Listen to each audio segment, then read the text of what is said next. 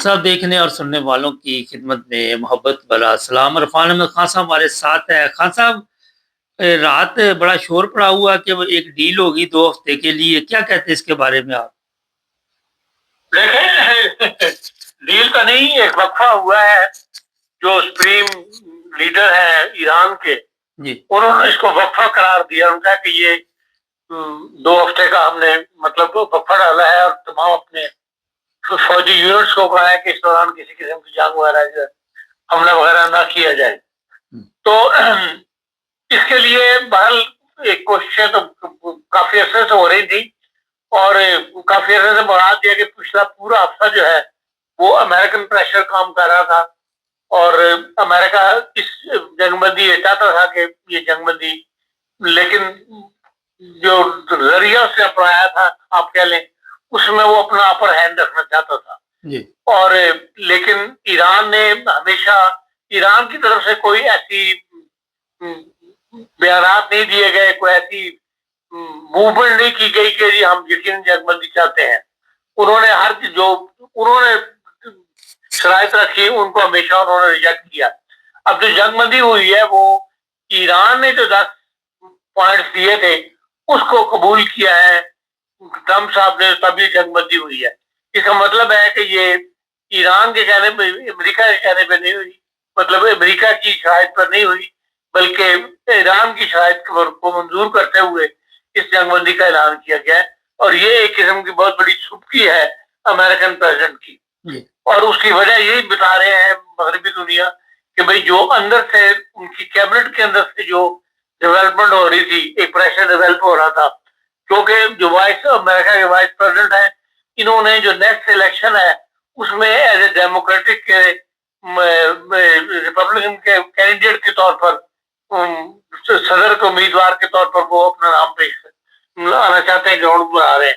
तो उन्होंने भी इस जंग की जो है मुखालफत की थी और उनके साथ कुछ ऐसे अफराद मिल गए थे जिसकी वजह से ट्रम्प साहब को वो अंडर प्रेशर लेके आए हैं और उन्होंने ईरान की शराइत को तस्लीम करते हुए ये जंगबंदी को कबूल कर लिया।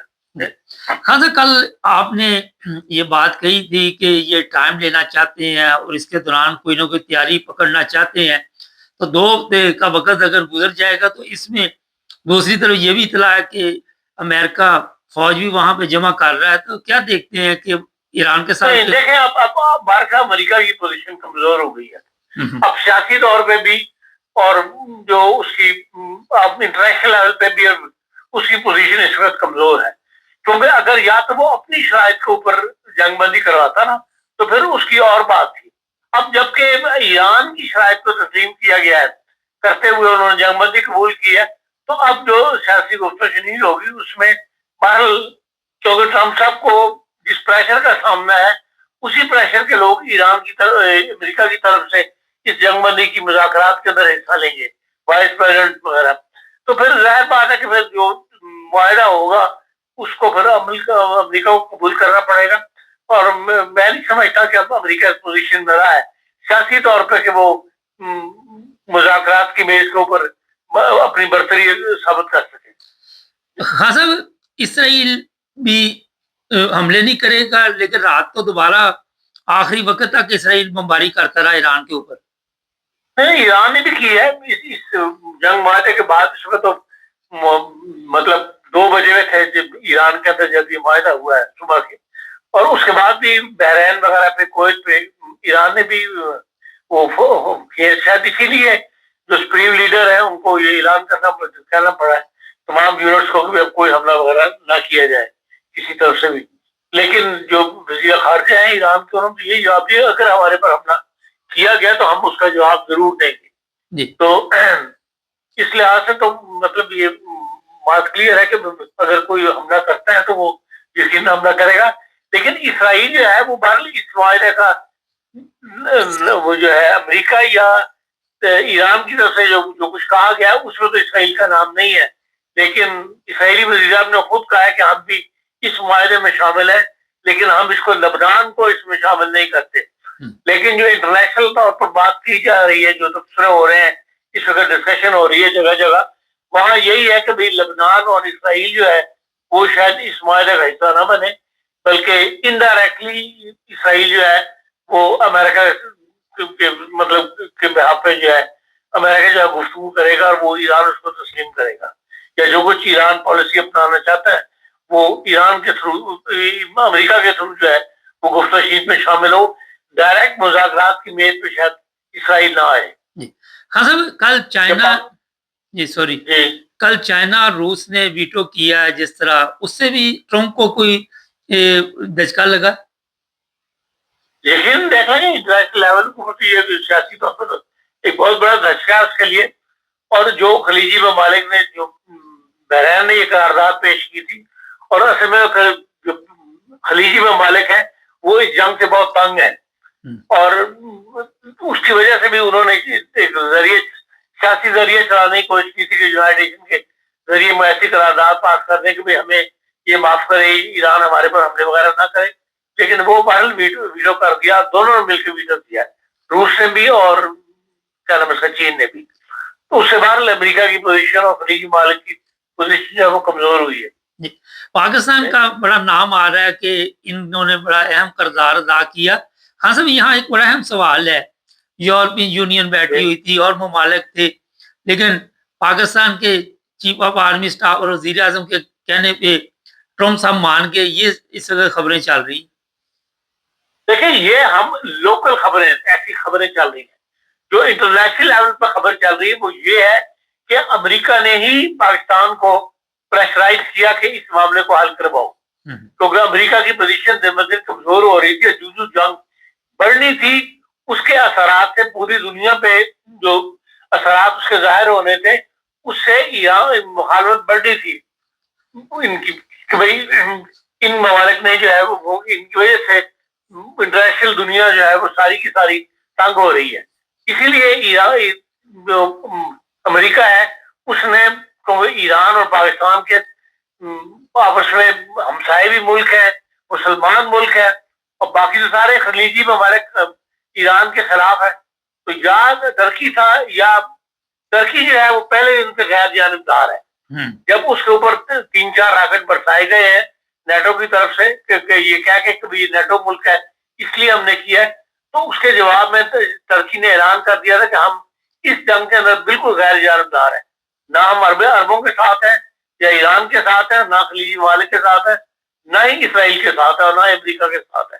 یہ واضح بیان جو ہے وہ اسے طیب اردگان نے دیا تھا، تو اس لیے پاکستان ہی رہ گیا تھا جس کے ساتھ ایران کے ایسے تعلقات ہیں تو ان کے تھرو جو ہے پریشر ڈیولپ کیا جا سکتا ہے۔ اسی لیے جو کچھ بھی ہوا ہے وہ امریکہ کے کہنے پہ ہی ہمارے کمانڈر جی صاحب جو ہے وہ انوالو ہوئے ہیں، اور اس پوائنٹس کو جو ہے انہوں نے ایران کو راضی کیا ہے۔ ہاں صاحب، ایک بڑا اہم یہاں پہ سوال ہے کہ انٹرنیشنل اس وقت جو میڈیا ہے یا جو لوگ ہیں اس جنگ کو موجودہ جو ابھی 2 ہفتے کے لیے روکی گئی ہے کس نظر سے دیکھ رہے ہیں؟ دیکھیں اس انٹرنیشنل میڈیا کی جو انٹرنیشنل تمام بڑے ممالک جو ہیں ان کا انٹرسٹ صرف اب ہرمز کے کھلنے میں ہے کہ یہ رستہ بند نہیں ہونا چاہیے، اس کو کھلنا چاہیے اور بغیر کسی لڑائی کے کھلنا چاہیے۔ ان کا انٹرسٹ اس سے زیادہ اور نہیں ہے۔ ایران کے اوپر کیا گزرتی ہے، یہ ایران پہ امریکہ کس طرح کے حملے کرتا ہے، وہ زبانی کلامی تو ضرور بیانات دیں گے لیکن کوئی پریکٹیکلی اس لحاظ سے مدد کرنے کے لیے تیار نہیں ہوں گے، یا اس کا امریکہ کو روکنے کے لیے یا اس کو کنڈیم کرنے کے لیے اوپنلی تیار نہیں ہوگی یورپین ممالک جو اب تک ان کا رویہ رہا ہے۔ ہاں صاحب، ایران اعتماد کرے گا آپ اس وقت ٹرمپ کے اوپر، یا وہ والے حالات نہ ہو جائے جس طرح بات چیت بھی ہوتی ہے، ساتھ حملے بھی چل رہے تھے، سارا کچھ چل رہا تھا، تو ایران کو اس چیز کی سمجھ آ چکی ہے کہ کس طرح احتیاط کرنی؟ دیکھیں ایران نے جو بیانات دیے ہیں وہ ابھی بھی جنگ کے لیے وہ ابھی بھی تیار ہے۔ اگر مطلب کوئی 2 ہفتے کے بعد دوبارہ جنگ لڑنی پڑ گئی تو وہ لڑنے کے لیے تیار ہیں، ان کو کوئی ایسی مطلب ان کو کوئی ڈرے ہوئے نہیں ہے اس معاملے کے، یہ اس کا کیا بنے گا۔ جی ہاں صاحب، اس سے پاکستان کو کیا فائدہ حاصل کچھ ہوگا اس سے؟ دیکھیں پاکستان کی پوزیشن ایک ایسے پوائنٹ پر آ گئی ہے کہ اب وہ اگر اس کے ایک قسم کا زبان اگر اسلام آباد کے اندر مذاکرات ہوتے ہیں، اگر یہ بیس اسلام آباد میں سجتی ہے، تو پھر ساری ذمہ داری اس جو فیصلے ہوں گے ان کی عمل درآمد کی ذمہ داری بھی جو ہے وہ پاکستان کو پر آٹومیٹکلی عائد ہو جائے گی. پھر پاکستان پیچھے نہیں ہٹ سکتا، یہ اس سے بھاگ نہیں سکتا. یہ ایک بڑا پوائنٹ ہے جو پاکستان کے لیے امتحان بھی بن سکتا ہے اور پاکستان کو دنیا میں واہ کروا سکتا ہے، کیونکہ اپنائے ہرمز ہے اس کو کھولنے کی پوری دنیا انتظار کر رہی ہے. وہ ایران نے مطلب یہ کہہ دیا کہ ہاں، اور شپ گزرنے بھی شروع ہو گئے. صبح تک تو 100 شپ جو ہے وہاں سے نکل گئے تھے، لیکن ایران نے اپنی شرط پہ وہ کہتے ہیں کہ ہم اپنی حفاظت میں ان کو لے کر باہر جائیں گے. مطلب انہوں نے کوئی اپنا ہرمز جو ہے وہ کھول نہیں دی کہ جو مرضی آئے جائے. ان کا جو شپ اس وقت نکال رہے ہیں وہ ہماری حفاظت میں وہاں سے نکل رہے ہیں. اس کا مطلب ہے وہ ان کی نگاہ ہے، ہر شپ کو وہ خود وہاں سے پاس آن کر رہے ہیں. تو معاملہ اربز جو ہے وہ مذاکرات کے بعد ہی کھلے گی، جس میں اس نے شرائط میں یہ رکھا ہوا ہے ایران نے کہ اس کو اس کا حق جو ہے وہ تسلیم کیا جائے گا.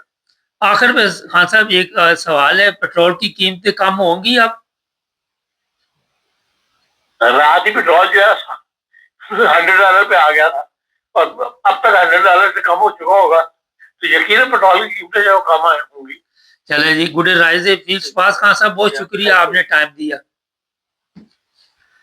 یہ تھے جی عرفان احمد خان صاحب سفر پہ جا رہے تھے اور فوری طور پہ خان صاحب سے رابطہ ہوا، تو جس کی وجہ سے آپ دیکھ رہے ہیں کہ میں بھی اسٹوڈیو میں موجود نہیں تھا، لیکن ہمارا مقصد یہ ہوتا ہے کہ کوئی بھی پروگرام ہو اس کو کیا جائے اور آپ تک پہنچایا جائے.